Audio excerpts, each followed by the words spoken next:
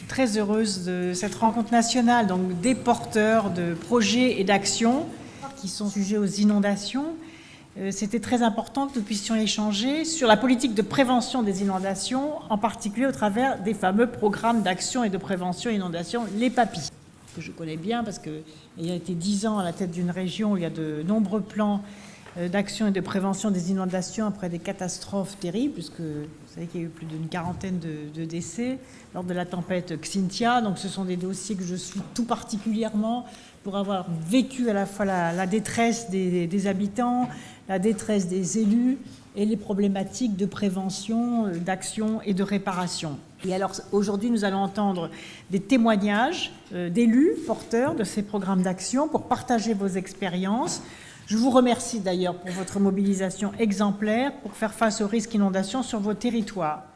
Et puis j'en profiterai pour signer, il y a 3 parapheurs, 3 nouveaux PAPI d'importance majeure dans le Var et dans l'Isère, qui sont 2 départements particulièrement vulnérables aux risques d'inondation. En juin 2010, notre territoire a été frappé par une inondation terrible, 25 morts, 1 milliard de dommages, 1350 élitreuillages. Nous avons connu des épisodes à répétition en 2011, en 2013, en 2014 et nous avons donc décidé de nous fédérer. La moitié du département s'est fédérée au sein d'un syndicat mixte des inondations de l'Argent.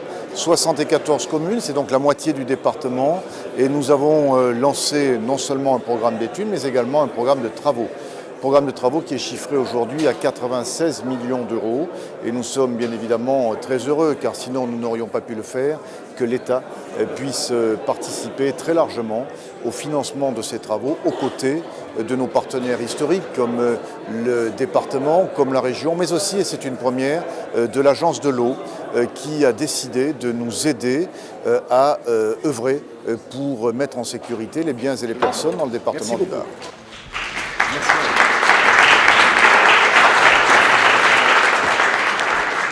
Il y a plusieurs volets qui composent ce PAPI. Il y aura un volet de construction d'aménagement.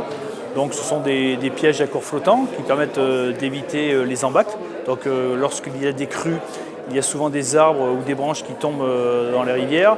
Et ces branches, lorsqu'elles arrivent sous un pont, bloquent le pont et c'est ce qui crée souvent les inondations dans les territoires où il y a beaucoup d'habitations.